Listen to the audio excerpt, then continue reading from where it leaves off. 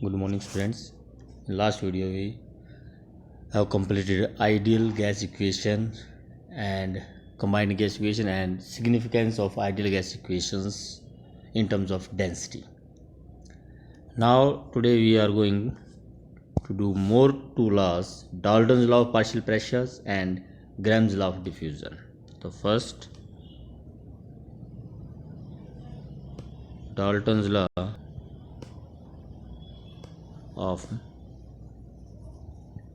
partial pressure. The statement of this law is pressure exerted by mixture of non-reacting gases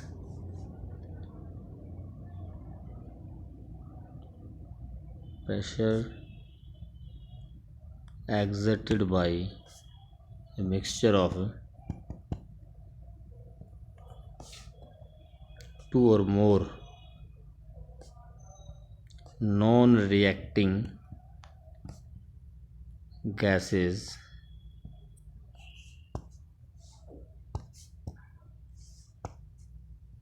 is equal to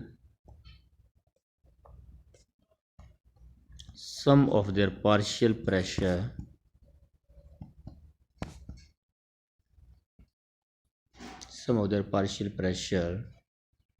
exerted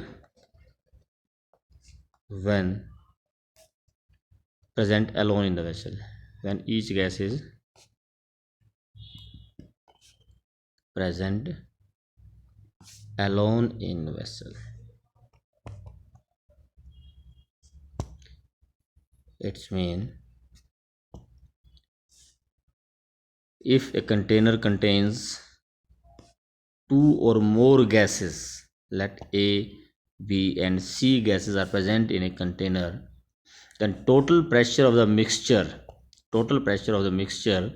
will be equal to partial pressure of each gas, partial pressure of A plus sum of their partial pressures, partial pressure of A plus partial pressure of B plus partial pressure of C, where partial pressure of A is the pressure exerted by gas A if present alone in this vessel.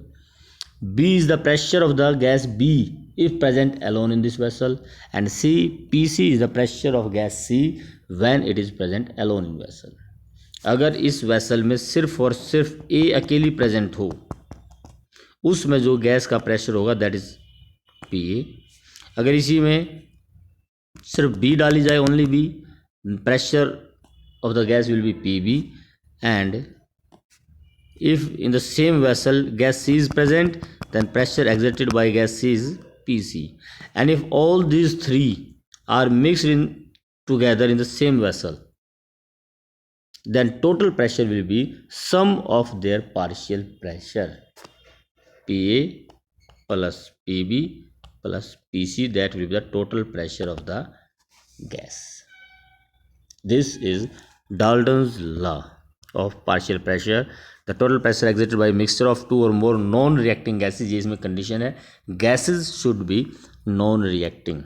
The pressure exerted by mixture of two or more non-reacting gases is equal to sum of their partial pressures exerted when each gas is present alone in vessel. Now applications of Dalton's law. Application of Dalton's law. The first is determination of pressure of dry gas. Determination of pressure of dry gas. As you know, most of the gases are obtained by displacement of water method. Water displacement method जिसको हम बोलते हैं. तो जब water के ऊपर जब किसी भी गैस को हम कलेक्ट करते हैं, तो some of the water vapours are also get mixed. तो जो टोटल प्रेशर होता है वो गैस प्लस वाटर वेपर्स दोनों का मिक्सचर होता है. That is the pressure of the moist gas. तो pressure of dry gas will be equal to pressure of moist gas minus pressure of moist gas minus aqueous tension at that temperature. Now what is aqueous tension? Aqueous tension is equal to pressure exerted by vapor of liquid, vapors of water at any particular temperature. किसी भी particular temperature पर pressure exerted by vapors of liquid, vapors of water is called, या pressure exerted by water vapors is called aqueous tension. तो इसके हमारे पास एक table होती है. तो किसी भी कोई गैस सपोज कीजिए हमने ऑब्टेन की by water displacement method.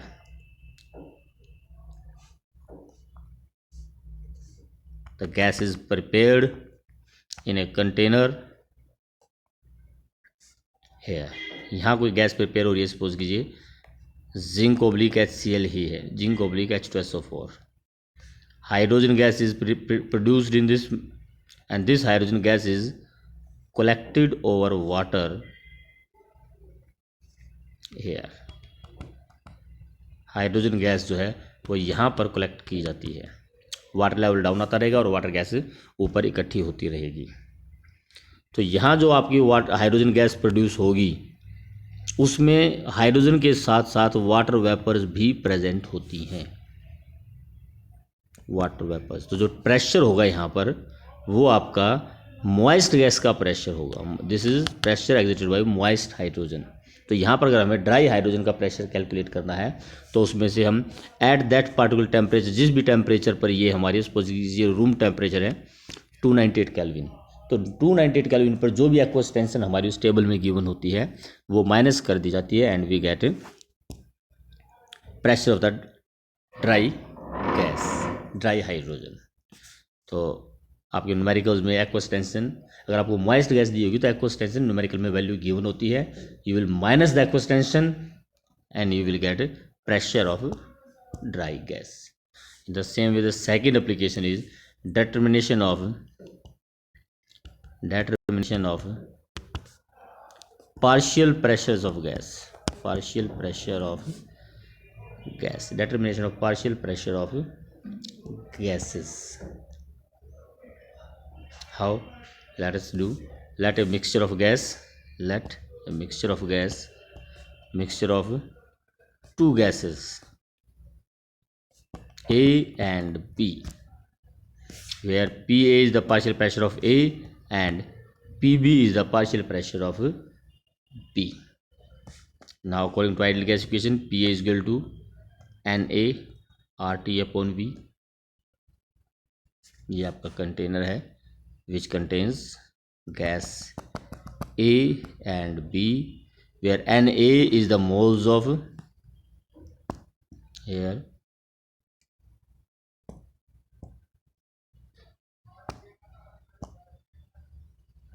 Na is the moles of A and Nb is the moles of B, where V is the volume of container.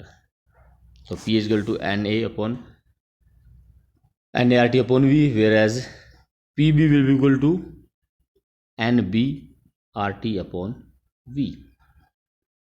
Now total pressure will be equal to, according to Dalton's law, P total will be equal to Pa plus Pb. Dalton's law के according जो total pressure होगा दोनों के partial pressure के सम के equal होता है. Means Na RT upon V plus Nb RT upon V, और we can say Na plus Nb RT upon V. Now Pa upon P total अगर हम कैलकुलेट करते हैं, Pa upon P total that will be equal to Na RT upon V divided by Na plus Nb RT upon V. Now RT upon V will cancel the RT upon V and we will get Na upon Na plus Nb, which is equal to mole fraction of A. So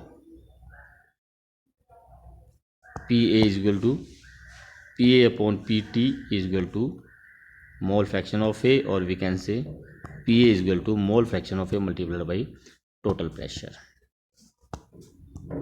In the same way, PB will be equal to mole fraction of B multiplied by total pressure. तो इस तरह से partial pressure of any gas can be calculated. Partial pressure of any gas can be calculated.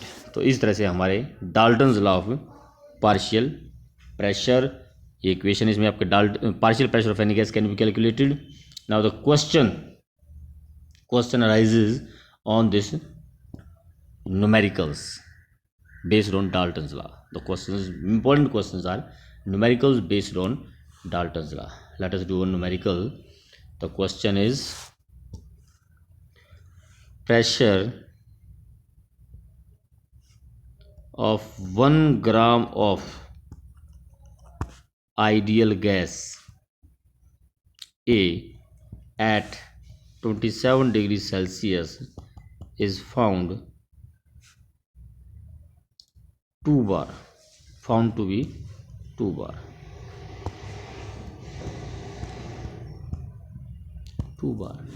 When 2 gram of another gas B is introduced in the same flask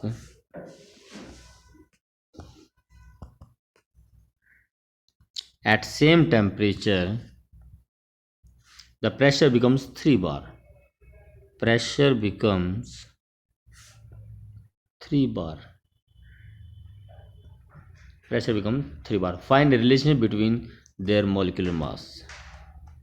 Find relationship between their molecular masses.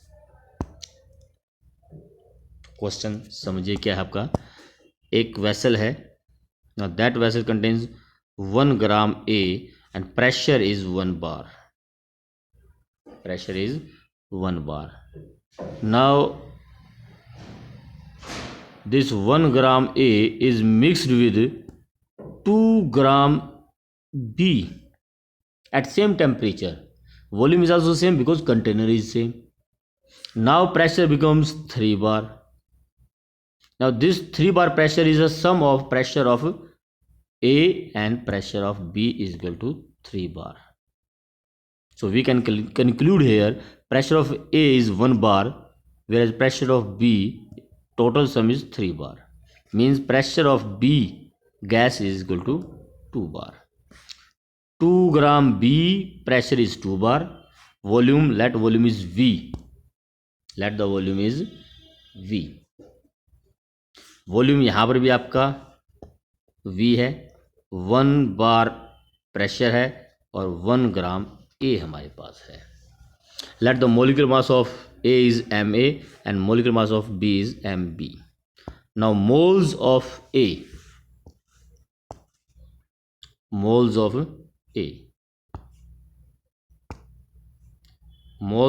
is equal to mass, given mass 1 gram divided by molar mass, whereas moles of B are equal to given mass of B divided by molar mass of B. Now according to ideal gas equation, P partial pressure of A, partial pressure हम यहाँ पर निकाल चुके हैं. A का partial pressure हमारा आता है 1 ग्राम और B का partial pressure है 2 ग्राम. लेकिन according to ideal gas equation, PA is equal to Na RT upon V, whereas PB partial pressure of B is equal to यहाँ ले लेते हैं आगे. Partial pressure of B will be equal to moles of B RT upon V. Now if we divide PA upon PB, so RT upon V will cancel the RT upon V and we will get moles of A divided by moles of B. Moles of A and moles of B. So now PA is 1 bar, PB is 2 bar. Moles of A is 1 by molar mass of A and moles of B is 2 by molar mass of B. So we can say that moles of A upon moles of B is equal to moles of A upon moles of B. Moles of A upon moles of B will be equal to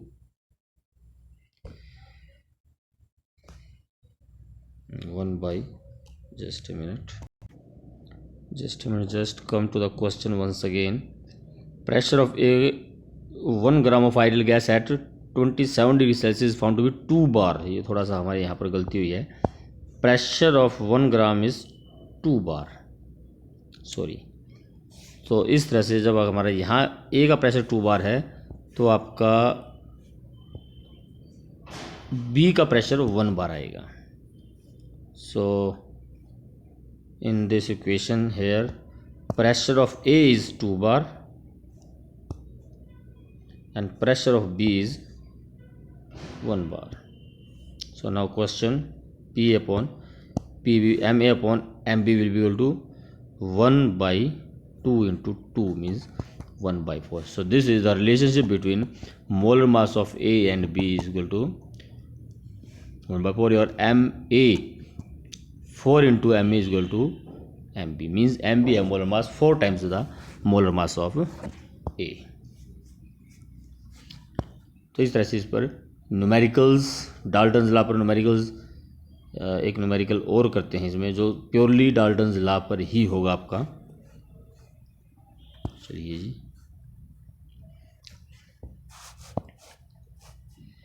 late 16 gram of methane and 22 gram of carbon dioxide are mixed at 1 atmospheric pressure and 300 Kelvin temperature in a vessel of 1 liter. In a vessel of 1 liter, what will be their partial pressure and total pressure of mixture? Total pressure of mixture means we have to calculate, हमें calculate करना है partial pressure of methane, partial pressure of carbon dioxide and the total pressure. दो तरह से हम इस numerical को कर सकते हैं. पहला न्यूमेरिकल ये है कि हम पार्शियल प्रेशर मीथेन का और कार्बन डाइऑक्साइड का निकालें और उनको दोनों को ऐड करके हम टोटल प्रेशर निकाल दें, या फिर पहले हम टोटल प्रेशर निकालें और उसके बाद पार्शियल प्रेशर ऑफ मीथेन जो हमारा होगा वो total pressure multiplied by mole fraction of methane होगा, और इस तरह से partial pressure of carbon dioxide जो हमारा होगा वो total pressure multiplied by mole fraction of carbon dioxide होगा. तो दोनों मेथड हम यूज कर सकते हैं. पार्शियल प्रेशर ऑफ मीथेन निकालिए, partial pressure of carbon dioxide निकालिए, दोनों का सम कर दीजिए, जैसे कि पहले हम यही करते हैं. Now in this question we have 16 gram of methane and 22 gram of carbon dioxide, 22 gram of CO2. So moles of methane will be 16 divided by 60 means 1 mole. Similarly, moles of carbon dioxide is 22 divided by 44 is equal to 0.5 moles. Yes, total moles is equal to 1 plus 0.5 means 1.5 moles. Now total pressure is equal to total moles into RT upon V.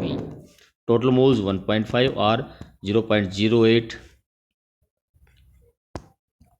हमें यहाँ pressure दे रखा है 1 atmospheric 300 kelvin temperature, 0.0821 litre atmospheric. ध्यान करिए आपका 0.081 लिया हमने litre atmospheric पर केल्विन पर मोल. आर की value, temperature 300 kelvin, volume is in a vessel of 1 liter means volume is 1 liter. So in this question the total 1.5 multiplied by 0.0821 multiplied by 300. The total pressure comes to be 36.9 atmospheric. Total pressure comes to be 36.9 atmospheric. Now what are their partial pressure?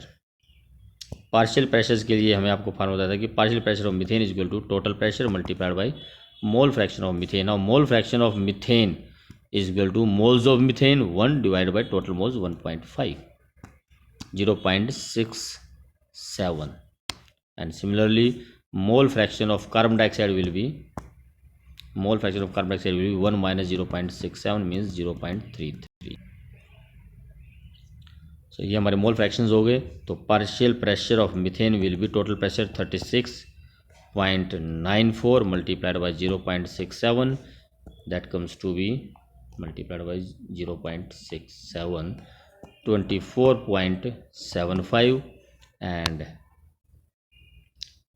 partial pressure of carbon dioxide will be equal to 36.94 multiplied by mole fraction of carbon dioxide, it will be 12.19. तो इस तरह से हमने क्या किया, पहले total moles लेकर हमने टोटल प्रेशर कैलकुलेट किया.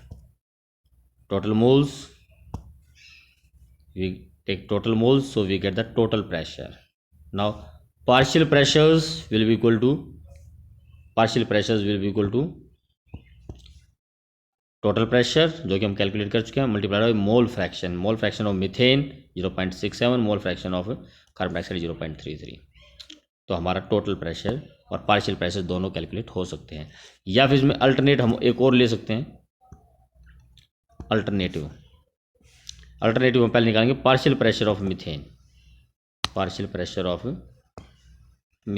वो जाएगा हमारा moles of methane into RT/V. Moles of methane 1, R 0.0821, temperature 300 Kelvin, volume is 1 litre. It will B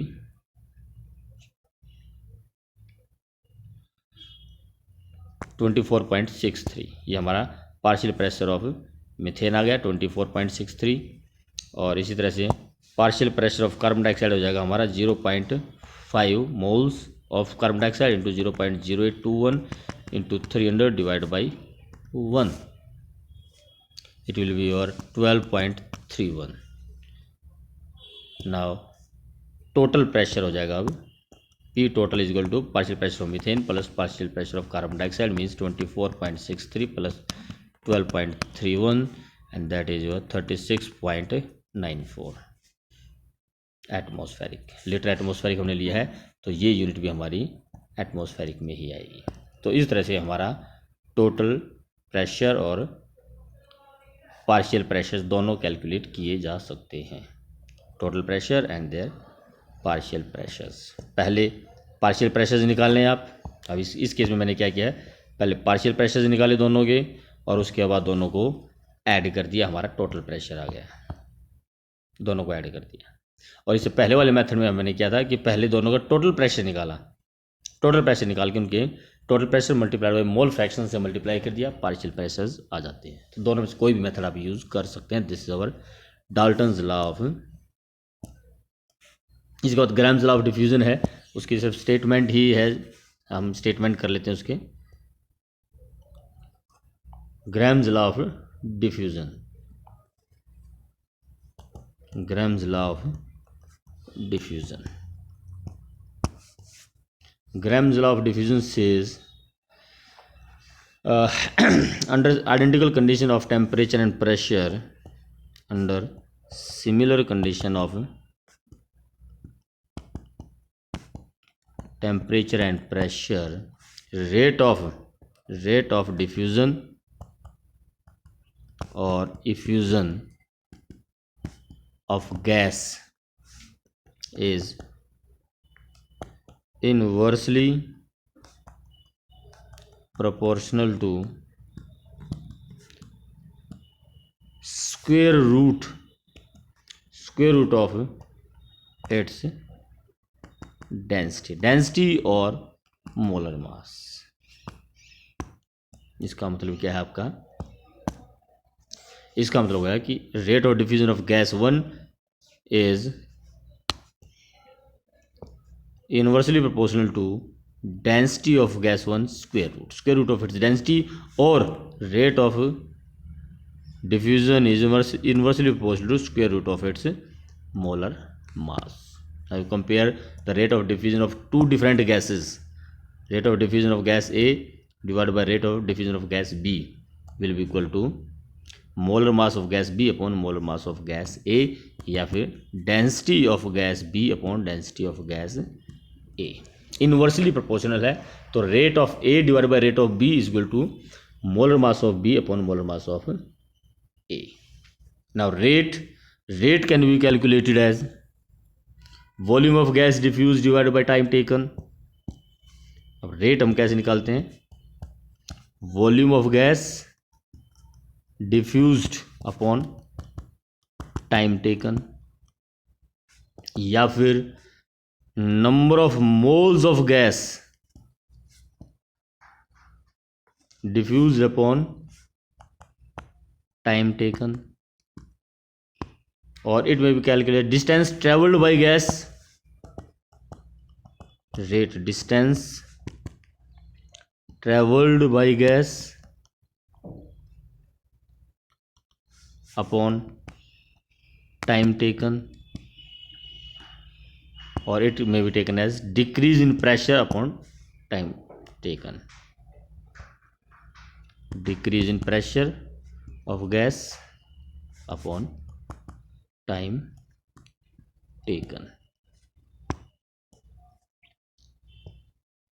means rate, जैसे कि अगर हम पहला एग्जांपल लेते हैं, rate is equal to volume of gas diffused upon time taken. Volume of gas A diffused in time T A divide by volume of gas B upon time taken by time B. This is the rate of diffusion of A, this is rate of diffusion of B is equal to molar mass of B upon molar mass of A. Now if the time is same, मतलब volume of gas A in 10 minutes divided by volume of gas in B in 10 minutes, that will be equal to root of molar mass of B upon molar mass of A. For same time 10 minute अगर हमने time रख दिया, 10 minute में A का कितना volume diffuse होता है और B का कितना वॉल्यूम डिफ्यूज होगा. Volume of A upon volume of B will be equal to molar mass of B upon molar mass of A. इसी तरह से फॉर सेम वॉल्यूम, अब सेम वॉल्यूम का मतलब हो गया कि 10 litre of gas A is diffuse in time 10 minutes, then how much time of gas B will diffuse in how much time gas B will take in diffusion of 10 volume. 10 litre ए का diffuse होने में अगर 10 second लगती है, 10 minute लगती हैं, तो B के 10 लीटर को डिफ्यूज़ होने में कितना टाइम लगेगा. मतलब यहाँ पर वॉल्यूम आपका सेम रहेगा. अब वॉल्यूम अगर सेम रहेगा तो आपका इक्वेशन हो जाएगी time of taken by B divide by time taken by A is equal to molar mass of B upon molar mass of A. इस तरह से आप जो रेट है वो हम number of moles of gas divide by total time taken में भी ले सकते हैं. Moles of gas A diffuse divide by time divide by moles of gas B diffuse divide by time. इस तरह से हम distance travelled by gas divide by distance travelled by time भी हम ले सकते हैं. इससे रिलेटेड न्यूमेरिकल्स भी आपके एटलीस्ट कंपटीशन लेवल पे आ सकते हैं. तो जैसे क्वेश्चन है, मैं सिर्फ क्वेश्चन बता रहा हूँ यहाँ पर. सपोज कीजिए there is a pipe of length 200 centimeter. If a gas HCl and gas ammonia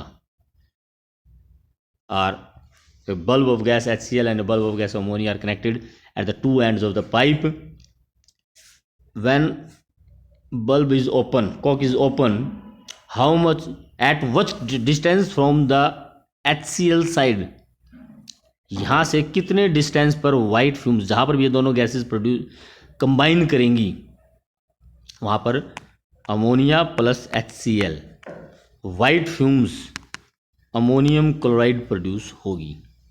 अब अमोनियम क्लोराइड प्रोड्यूस होगी तो वो कितने डिस्टेंस पर प्रोड्यूस होगी, आप एक्स ये मान लीजिए।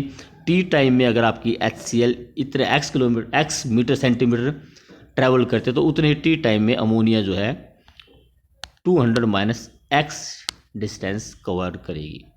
तो यहाँ पर हम ये कह सकते हैं distance travelled by HCl upon distance travelled by ammonia, time same है कैंसिल हो जाएगा, will be equal to molar mass of HCl upon molar mass of ammonia. So it will be your 36.5 divide by 17 square root, where distance travelled by HCl is x and it is 200 minus x. तो इस तरह से हम x की value calculate कर सकते हैं। तो इस तरह से न्यूमेरिकल आपके ग्राम्स लॉ ऑफ डिफ्यूजन पर भी आ सकते हैं। तो आज 2 लॉ हमने की हैं, Dalton's law and grams law of diffusion. इनके न्यूमेरिकल्स की आप प्रैक्टिस करें। Thank you.